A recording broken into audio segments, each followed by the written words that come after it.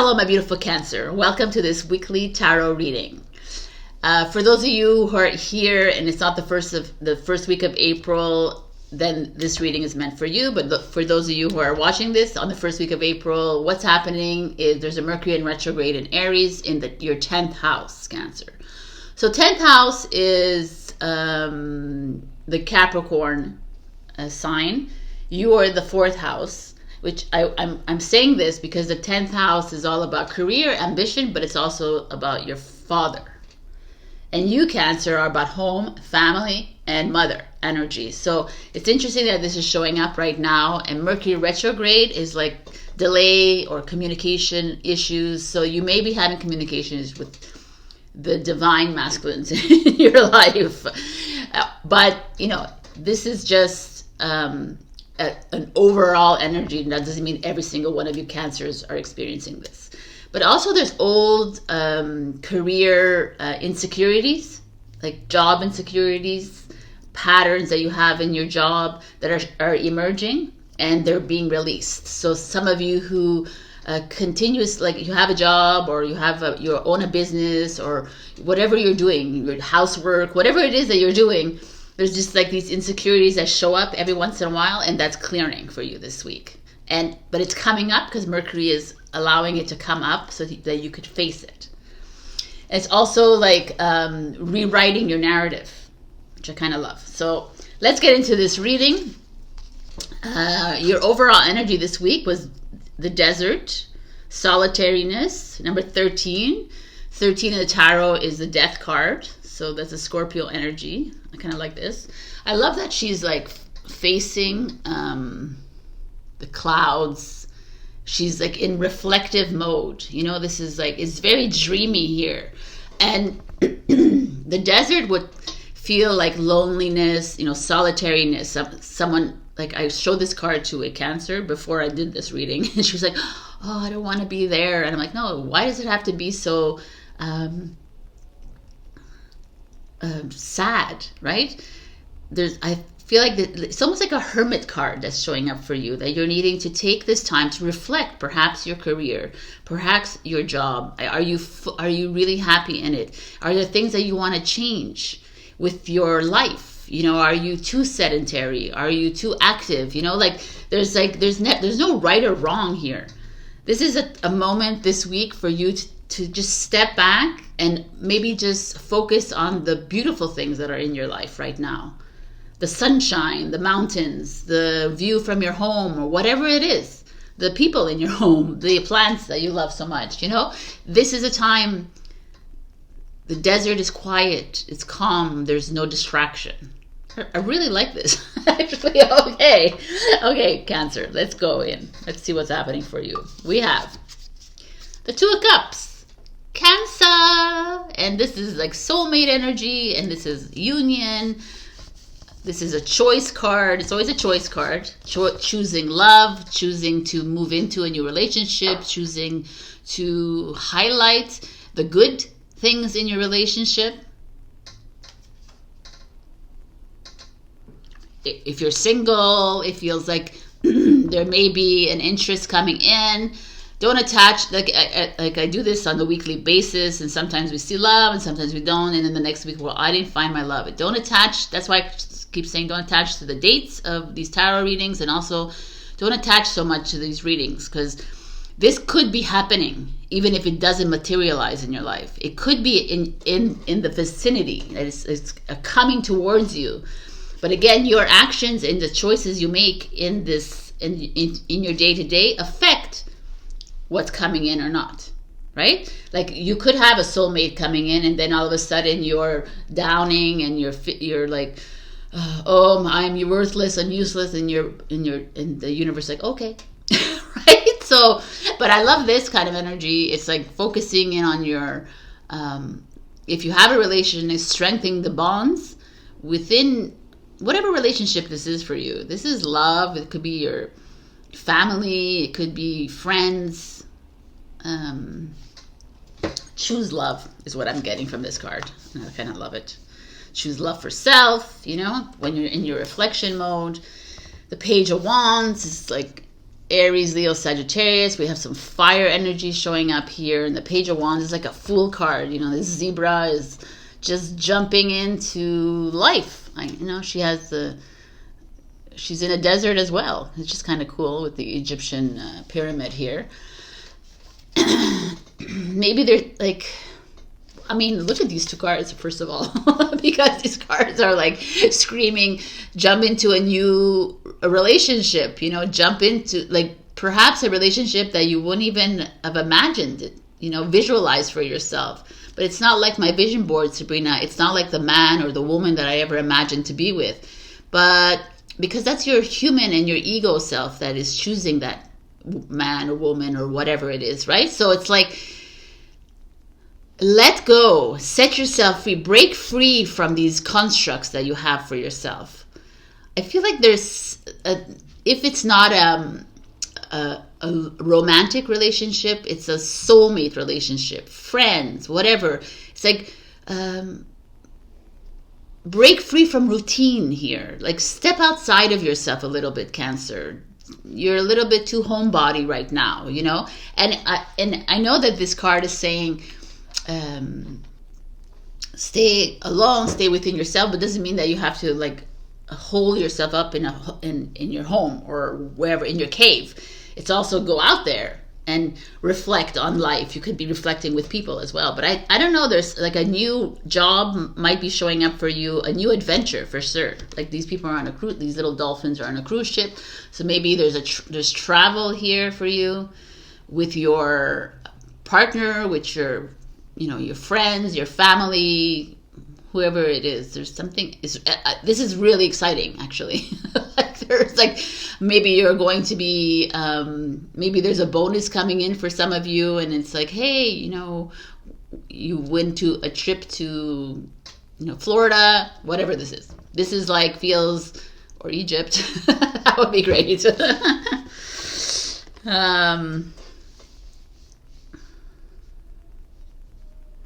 It's like almost like take the leap, you know, jump with your 2 feet in kind of energy. Stop ruminating so much, Cancer, and do it. And choose you know, choose your partnership, choose family, choose your love, choose like, the colors are indicative of what you're supposed to be choosing here. It's not like, there's no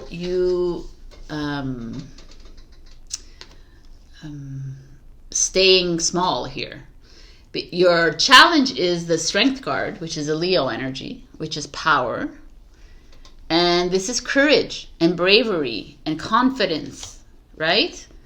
And so I kind of love that it's showing up here, because maybe some of you are struggling a little bit with that. You're like,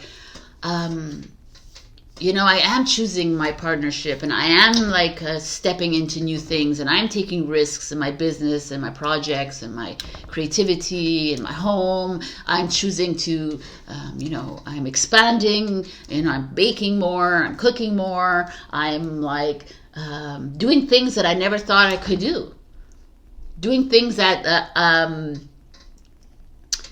I always felt that I wasn't good enough to do, and now like I'm taking the risk. But there's a part of you that's insecure about it. There's a part of you like, oh, but what if I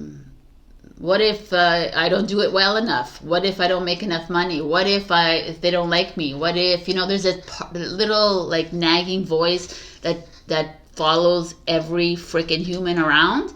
And I want to see what your future is before I talk. The Ace of Pentacles. Awesome. I love it.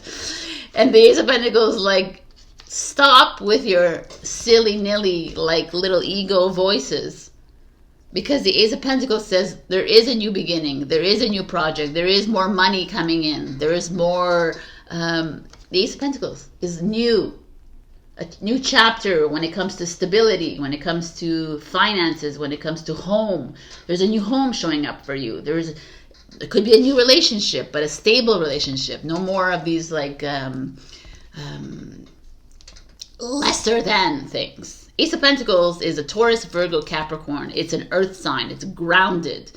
Like, I kind of love that you have water, fire here, and then earth that tells you, hey, and desert, earth kind of energy. It's like, okay, guys, let's, if you make these leaps, if you take these risks, you will be rewarded. You know, like, you're not here to live in this insecurity anymore. Stop thinking that what you're doing is not as good as the other person. Stop comparing yourself to others. I feel like there's a really beautiful relationship that's beginning for you, again, whether it's romantic, whether it's familyship or friendship or whatever it is, or, you know, it could even be love for self, because we always forget about that relationship. And you trying new things and not allowing the ego to come in and tell you you're worthless or you're not good enough. Because as you overcome this, the universe begins to reward you. Right? The universe has a harder time rewarding you if you're constantly in the nay zone, the no zone. Like, oh, I can't, because the universe is listening. Your cells are listening to you. Like, okay, you can't. Because they trust you, right? We're all working together. The soul, the mind, the body, the cells within your body, the energies outside, it's all working as a one. So if you're constantly, I'm a loser, I'm an idiot, I'm a cancel clear delete, if you're constantly saying that, then your whole will say, okay, we trust you. Because you're the avatar that's housing all of this. And if that's what you really believe, then we trust you. Then you are a loser. Then you are a victim. Then you're an idiot. And you're that. And, you know, we'll send you things very, very slowly, because you seem to not be able to trust it enough and love yourself enough to accept it. Wow. I love it. Okay. You got me. You're my first this morning. So like, I'm like pumped and raring to go. Let's go. Okay. When I think I've surrendered, I surrender more.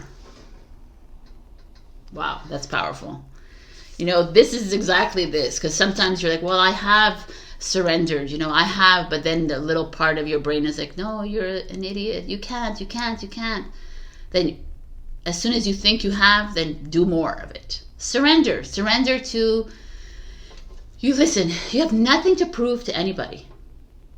You're not even proving anything to yourself. Because if you listen to my Let's Talk this week, then you know that you are everything. You just are. So fall in love with yourself again. Fall in love with yourself. Fall in love with your ideas. Your ideas don't have to match everybody else's. Will never match everybody, by the way. You're on a different tier here. Your ideas will be a bit, you know, people were like, why don't you go back to the old? Oh, don't you remember, like 10 years ago we did this and we were successful? It doesn't work like that. It doesn't work like this anymore, because we are not in that energy anymore. So it's pointless to keep going back, to keep comparing yourself to your parents, to keep comparing yourself to your partners, to your friends, everybody who had made money a long time ago, or you're not in the same energy. I love it. The presence of love will always cast out fear. Yes. Falling in love with yourself is removing fear from your life. False evidence appearing real, right? When you fall in love with yourself, and you fall in love with the divine, and you fall in love with your avatar, and you fall in love with your life, nothing can put you into fear mode. I'm a prime example. I do not live in fear anymore. I don't even know what that word is. If like I'm supposed to leave the earth, then I will leave the earth. It is what it is.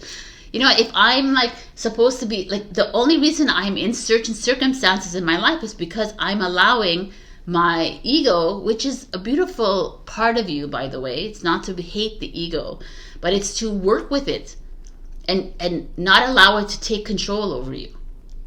Because it always will keep you in survivor mode. It will always keep you in fear mode. It will always keep you in guilt and all the low vibration. That's what it's here to do. Survivor mode. but you are so much better than that. You are here to love yourself and love your journey that will not look like everybody else's journey. Your final piece of advice is Archangel Michael and Lapis Lazuli. So for those of you who don't, most of you know Archangel Michael is the messenger of God, and Lapis Lazuli is a blue stone, as you see here, right? And it's usually like you find them, how they're usually represented is the scarabs, which are beetles, like in Egypt, it's for the evil eye, right? But you can also get them as stones. But Lapis Lazuli is for the throat, expression, interesting. But this is the vision. Hold on to your vision. Number 8, I'm going to read from the book because I have it. Because I have it. And I highlighted some important parts of it. So, vision is a top of the mountain moment where you get a sense of where you have been and where you are headed. It is often an all-encompassing big picture flash of insight. The vision is not just a destination in the more limited sense of achieving certain successes and manifesting certain dreams. It is a state of consciousness, a way of being that enables you to access that reality. Every step on your path is a way to build the consciousness within you each day. This is why tapping into what your vision feels like to you is just as powerful as having a clear visual for where you are headed. If you're waiting for clear guidance to come to you, this oracle brings you news that it shall be given to you. I mean, it's really beautiful. The vision is, what is your vision of your life? Like, I mean, let's be real. Is your vision of your life to be poor, financially unstable, insecure, to be like always directionless, to be comparing your life to everybody else? No, I don't think so, right? That's would be silly. The vision of your life is to see you successful and rich and whatever it is for you guys, and in love, and living in a beautiful home, and living free and living peaceful, and whatever it is that you desire in your life. So hold true to that vision.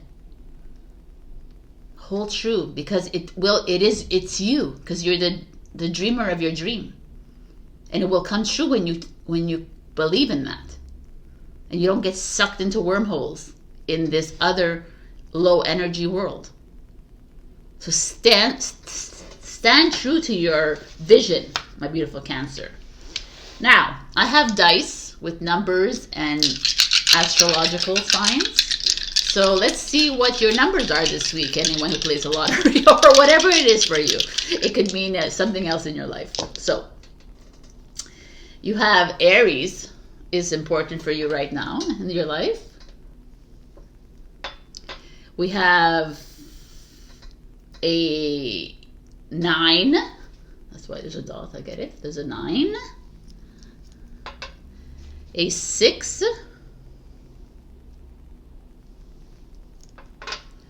And a 12.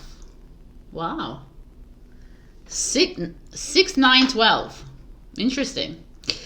So, and Aries. I'm going to write it down here. So those could be what is significant for you. It could be June 9th, 2012. But it could be so many things. So whatever this is for you, it could be someone in your life that use these numbers and the signs as you see fit for your life. So this is your message of the week, Cancer. I hope that this resonated with you. Check your rising and your moon. From now on, these are all separated, the videos. Before they used to be all together. Also, I'm going to put my Let's Talk this week. You can click on that and watch that to get you a little uplifted. And that's it, my beautiful Cancer. Like, share, comment, subscribe. As usual, it really helps with my channel and the algorithm. And I also have a Ko-fi membership. Thank you, Kim, for being a Ko-fi member, and you can support me on a monthly basis. That's it. I love you. Book a session with me too. All right. Bye.